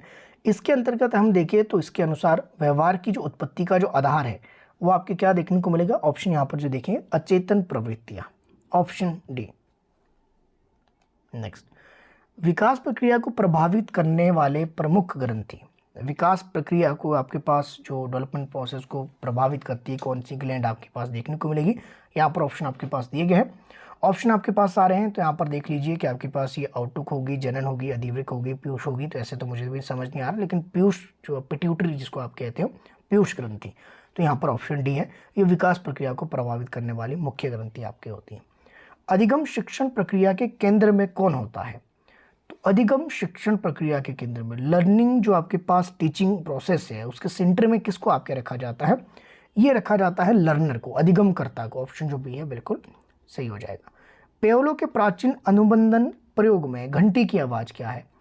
जो इवान पेओलो की क्लासिकल कंडीशनिंग थ्योरी में उसमें जो बेल की साउंड है वो आपके पास क्या है, ये प्रश्न पूछा गया है। क्या आपके पास ये अनुबंधित अनुक्रिया है या अनुबंधित उद्दीपक है या अनुबंधित उद्दीपक है, क्या है आपके पास, ये प्रश्न आपके पूछा गया है। 117 की अगर हम बात करें अनुबंधित उद्दीपक, यानी कि आपके पास क्या है, घंटी की जो आवाज़ है वो हमारे पास क्या था, आर्टिफिशियल स्टिमुलस एएस, यानी कि इसको आपके पास सीएस भी कहेंगे, कंडीशनल स्टिमुलस भी कहेंगे, और आपके पास इसको एएस भी कहेंगे, आर्टिफिशियल स्टिमुलस इसको कहेंगे। तो घंटी की आवाज़ आपके पास क्या है, कंडीशनल स्टिमुलस के रूप में इसमें यूज़ की जा रही थी, जिसको आपके पास अनुबंधित उद्दीपक कहा जाता है। हिंदी में नहीं समझ आता ये, तभी तो मैं आपको CSS करके बता रहा हूँ। स्पेयरमैन के अनुसार बुद्धि के कारक, स्पेयरमैन के अनुसार, स्पेयरमैन ने आपके पास बुद्धि के कितने फैक्टर बताए, इंटेलिजेंस की कितने फैक्टर की बात की, 2 तरह के फैक्टर आपके बताते हैं। वो 2 फैक्टर आपके पास कौन से हैं, जी फैक्टर और आपके पास एस फैक्टर। एस और जी ये दोनों आपके पास जो है स्पेयरमैन के अनुसार 2 फैक्टर आपके देखने को मिलते हैं। 2 फैक्टर थ्योरी स्पेयरमैन की आपके पास देखने को मिलती है। ये 2 फैक्टर आपके पास कौन कौन से हैं, ये आपके पास स्पेसिफिक और आपके पास जर्नल, या जर्नल या स्पेसिफिक ऐसे कर लीजिए, ठीक है। जी से आपके पास जर्नल है यानी कि सामान्य, एस से स्पेसिफिक है यानी कि विशिष्ट। तो जी और एस इस तरह से लिख लीजिए, जी से आपके पास जर्नल, एस से आपके पास स्पेसिफिक। तो ये किसके द्वारा आपके देखने को मिलती है, ये देखने को मिलती है आपके पास स्पेयरमैन के द्वारा। नेक्स्ट, बुद्धि के 7 प्राथमिक मानसिक योग्यता के सिद्धांत के प्रतिपादक है। तो बुद्धि के 7 प्राथमिक मानसिक योग्यता के सिद्धांत के प्रतिपादक आपके कौन देखने को मिलते हैं। तो किसके द्वारा आपके पास देखने को मिलती हैं बुद्धि की जो 7 किसने दिए थे, तो ये आपके पास थॉर्स्टन का है, ऑप्शन सी बिल्कुल। आपकी मानसिक योग्यताओं की बात की, बुद्धि के 7 प्राथमिक मानसिक योग्यताओं की बात की, उसके प्रतिपादक थॉर्स्टन आपके माने जाते हैं। नया क्वेश्चन था आपके लिए, हो सकता है। गार्डनर के अनुसार बुद्धि कितनी होती है, कितनी तरह की, how many type of multiple intelligence according to Harvard Gardner, इस तरह से हम इसको कह सकते हैं। तो 120 की अगर हम बात करें तो ऑप्शन जो बी है, ओके। ये कितने प्रकार नहीं पूछे गए, मैंने आपको प्रकार, ये कितने आयामी है, तो बहुआयामी मतलब कि कितनी तरह की है, मल्टीपल इंटेलिजेंस की बात करते हैं। कितनी तरह की बुद्धि की बात करेंगे, 1-2 नहीं बल्कि मल्टीपल इंटेलिजेंस, बहु का मतलब मल्टी आपके पास होगा, ऑप्शन बी। मैं भी आपके जो है क्वेश्चन आप ही के साथ देख रहा हूँ, आपको साथ साथ करवा रहा हूँ और आप ही के साथ देख रहा हूँ। व्यवहार की जो व्याख्या में सूचना पर आक्रमण को आधार बनाया गया है। तो व्यवहार की व्याख्या में सूचना पर जो आक्रमण को आधार बनाया गया है, किस तरह का व्यवहार इसको बनाया गया है, तो यहाँ पर आपके पास संज्ञानात्मक बद्ध आपके पास होगा। व्यवहार की व्याख्या में सूचना पर आक्रमण को आधार बनाया गया है, संज्ञानात्मक बद्ध आपके इसको बनाया गया है। संज्ञानात्मक यानी कॉग्निटिव में, व्यवहार की व्याख्या में सूचना जब आपके पास है तो सूचना पर जो आक्रमण को जो आधार बनाया गया वो आपके पास कॉग्निटिव से संबंधित है, संज्ञानात्मक आपके पास बनाया गया, ऑप्शन फर्स्ट। अनाथ बच्चों की कम बुद्धि लब्धि का एक कारण है, तो क्या कारण आपके हो सकता है, क्या जैविक कारक है, वंचित है, आनुवंशिक है, या फिर आपके पास क्या होगा। तो अगर हम देखिए तो इसका आनुवंशिक कारक आपके पास हो सकता है, ऑप्शन सी सबसे बेस्ट इसमें। किन बच्चों में जो है किए गए अध्ययन बुद्धि में वातावरण की भूमिका को दर्शाते हैं।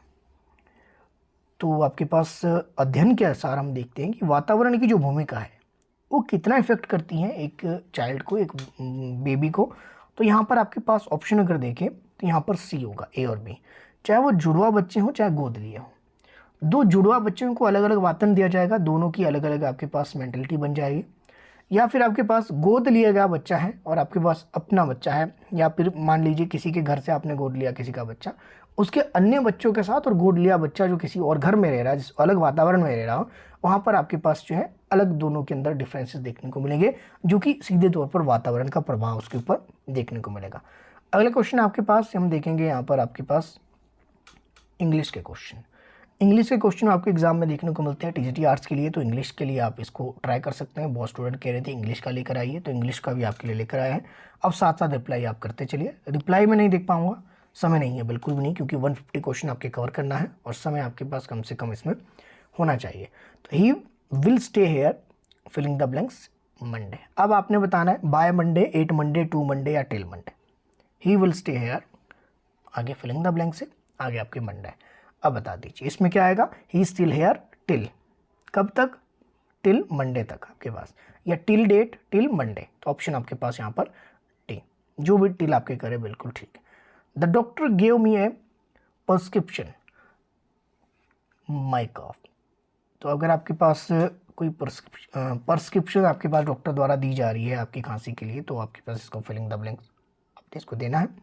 The doctor gave me a prescription filling the blanks my cup. Option आपके पास है 4 कप, विद कप 8 कप, या फिर आपके पास 2 कप। तो ऑप्शन आपके पास है 4, किसके लिए, 4, ठीक है, कप के लिए। नेक्स्ट आपके पास है someone is waiting outside the library, through the library, out of the library या ऑफ लाइब्रेरी। ऑप्शन आपके पास दिए गए हैं, तो सीधे आपको समझ भी आ रही है, सेंस भी आपकी बन रही है।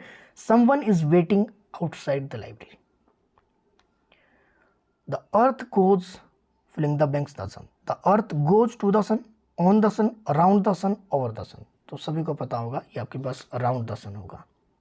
अर्थ गोज, कई को तो 2 लग रहा होगा, वो अलग है। ये राउंड आपके पास क्या होगा, राउंड आपके पास देखने को मिलेगा, लगने का अलग है। गोज 2 के साथ बड़ी अच्छी सी सेंस आपको लगती है, सेंस भी कई बार बनानी ठीक है और कई बार आपके पास यहाँ पर समस्या भी हो सकती है। He not only visited Delhi, not also Lahore, and also Lahore, but also Lahore or also Lahore. He not only visited Delhi but also Lahore. तो इसमें क्या आएगा आपके पास, but देखने को मिलेगा। Next, the girl walked home by her self. Filling the blanks आपके पास है she knew that it was dangerous. Option आपके पास यहाँ पर दिए गए। The girl walked home by her self although she knew that it was dangerous। Option C. जल्दी इसलिए करवा रहा हूँ, आप ज़्यादा परेशान ना हो, है ना। Answer the first question, filling the blanks, you proceed further. Answer the first question, still you proceed, until you proceed, before you proceed या अनलेस यू प्रोसीड। तो यहाँ पर बिफोर यू प्रोसीड फर्दर। तो पहले प्रश्न का उत्तर दीजिए बजाय कि अगले के। नेक्स्ट आपके पास you may take this book और that one, are that one, and that one या एज दैट वन। 131 में तो सीधा आपके पास क्या लग रहा है, you may take this book और दैट वन, और इसमें आएगा ऑप्शन फर्स्ट। नेक्स्ट, यहाँ पर अल्टरनेटिव आपने देखना है इडम्स में, कंप्लीट द इडम्स। अल्टरनेटिव आपके पास क्या होगा, तो आपके पास ऑप्शन यहाँ पर दिए गए हैं, to play fast and loose. अब यहाँ पर इसको क्या होगा, ये इडम्स आपने पूरा देखना है, करेक्ट इडम्स आपके इसको बनाना है। तो आपके पास ऑप्शन यहाँ पर दिए गए हैं, देख लीजिए। थोड़ा सा इसमें समय आपको लग सकता है, तो यहाँ पर to play fast and loose to be undependable, तो option C. To save one's face, same वही है, इडम्स वाला ही कंप्लीट इसको करना है। To save one's face, option आपके पास दिए गए हैं, क्या है आपके पास आएगा, टू इवेड डिस्ग्रेस, ऑप्शन से। To save one's face, to evade disgrace. To live fast, आगे क्या होगा आपके पास, to live fast, to lead a life of dissipation, option first ये तो आपको देखने पड़ेंगे बुक्स के अंदर। टू स्पीक डिगर्स, अब देख लीजिए आगे यहाँ पर क्या आएगा, option C, to speak a person with hostility, option C. One word for the given expression people in a right, आपने बताना है कि आपके पास इसके लिए कौन सा एक वर्ड हम यूज़ कर सकते हैं जो कि पूरी सेंस आपके यही दे। पीपल इन राइट, तो आपके पास कौन सा इसमें होगा, तो अगर हम इसकी बात करें 136 का ऑप्शन बी, मॉब। मॉब ये वर्ड आपने सुना होगा, मॉब लिंचिंग सुना है, वहाँ पे आपने ये वर्ड सुना होगा mob. Murder of a king क्या कहलाएगा, अगर किसी राजा की हत्या कर दी जाती है उसके लिए एक वर्ड आपके पास regicide, option C. Mother of mankind क्या कहलाएगा, प्रश्न पूछ रहा हूँ आपसे, ऐसे प्रश्न आ सकते हैं। कॉन्पिकस, ये आपके पास अपोजिट इसका देखना है आपके पास, इसका अपोजिट आपके पास क्या होगा, इसका अपोजिट आपके जो देखने को मिलेगा बी, ऑब्सक्योर। इसका भी अपोजिट आपके देखना है, इसका अपोजिट आपके पास क्या होगा, ऑप्शन फर्स्ट। इसका भी अपोजिट आपने देखना है, इसका अपोजिट आपके पास क्या होगा, जल्दी बता दीजिए, ऑप्शन बी। ठीक है, मैं डायरेक्ट आपको बस क्वेश्चन और आपके पास ऑप्शन, इसका बताना है आपने। क्वेश्चन नंबर 141 क्या होगा, इनपरफेक्ट, ऑप्शन सी। नेक्स्ट, इसका अपोजिट बता दीजिए, समय कम है, जल्दी बता दीजिए, मेरे पास समय का अभाव रहता है, ऑप्शन बी। नेक्स्ट 143, जल्दी बता दीजिए 143 का आपके पास क्या होगा, option C. Next, indirect, correct form of the indirect speech, I said to Nandini please help me with my homework, तो इसका आपने direct correct form of indirect speech के अंदर हमने बताना है, तो आपके पास क्या होगी, ऑप्शन आपके पास यहाँ पर दिए गए हैं। I request to Nandini, I request Nandini to help me with my homework, तो ऑप्शन फर्स्ट बिल्कुल सही। Next, he said to me can you do these sums for me, option आपके पास दिए गए हैं, ऑप्शन आपके पास क्या होगा, he asked me if I could do those sums for him, तो ऑप्शन फर्स्ट बिल्कुल सही। I said to my mother, अब आपको लग रहा है कि इनडायरेक्ट इतने सारे मैंने पूछ लिए, अपोजिट इतने सारे पूछ लिए, एक थोड़ा सा वो बता रहा हूँ आपको आइडिया, ऐसा कैसे प्रश्न है, इसमें आपके पास एक्टिव पैसिव वगैरह भी आएंगे, वो अगले आपके पास जो मॉडल टेस्ट पेपर है उसमें हम इसको देख लेंगे। फिलहाल यहाँ पर हम देखें 146 की अगर हम बात करें, तो I told my mother that I would certainly take her to Bangalore that week, option D आपके पास सही होगा।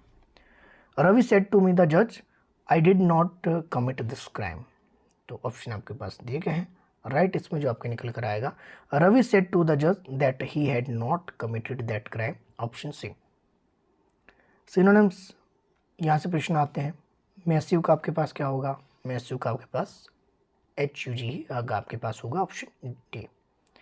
149 का आप देखिए, 149 का आपके पास क्या देखने को मिलेगा, 149 का आपके जो देखने को मिलेगा, ऑप्शन डी।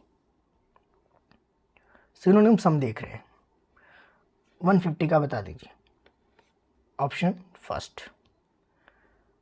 151, ये 151 इसलिए चला गया क्योंकि जो हमने क्या करना था, हमने आपकी इंग्लिश के 30 क्वेश्चन करने थे, तो हमने 30 क्वेश्चन कवर करने हैं, तो उस करके थोड़े से हम आगे जा रहे हैं 150 से।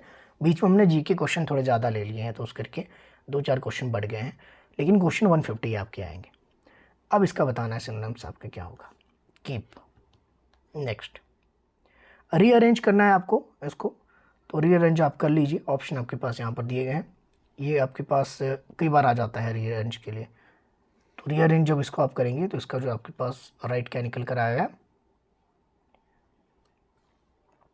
CADB, option C. देख लेना अब इसको पढ़कर क्या बनेगा।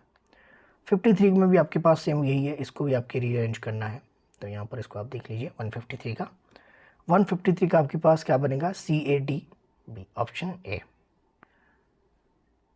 ये बाकी आपके पास इसका आप स्क्रीनशॉट लेना चाहे इसका स्क्रीनशॉट ले लीजिए, इसके सारे आंसर आपको यहाँ पर मिल जाएंगे, ये जितने भी आपके पास क्वेश्चन है उसके सारे के आंसर आपके यहाँ मिल जाएंगे। इस PDF की अगर मैं बात करूँ, इस PDF को अगर आपको चाहिए तो ये PDF आपके मैं आपको Telegram channel quality learn point पर इसको आपके मैं भेज दूँगा, वहाँ पर इसको आप देख लेना। आज आप इसको देख रहे हैं, आज शाम तक आपको मैं इसको प्रोवाइड करा दूँगा। Telegram channel quality learn point का सर्च करना, टेलीग्राम चैनल अपना है, उस पर PDF वगैरह सारी आपको वहीं मिल जाती हैं। इसके अलावा और भी आपके पास 4 है टोटल। ये आपके पास मॉडल टेस्ट पेपर है 5, ठीक है। टोटल 5 मॉडल टेस्ट पेपर, एक मैंने आपको करवा दिया, 4 और बच गए। अगर आपको ये बाकी के 4 भी चाहिए तो ये पेड रहेंगे, 99 रुपीज़ के आपके हैं, पेड रहेंगे। जाहिर सी बात है, इतना टाइपिंग का समय कोई नहीं दे पाता, तो टाइपिंग के लिए भी आपकी चार्जेस देने होते हैं, जिससे टाइप करवाना होता है। तो हर किसी के लिए अपना अपना काम आपके हैं, तो जाहिर सी बात है कि फ्री में हर चीज़ आपकी अवेलेबल नहीं हो सकती, उसकी वैल्यू भी आपकी कम होगी। नंबर मैं आपको दे रहा हूँ 9817783916, ये व्हाट्सअप नंबर है। इस पर सीधे आप मुझे व्हाट्सअप पे मैसेज कीजिए।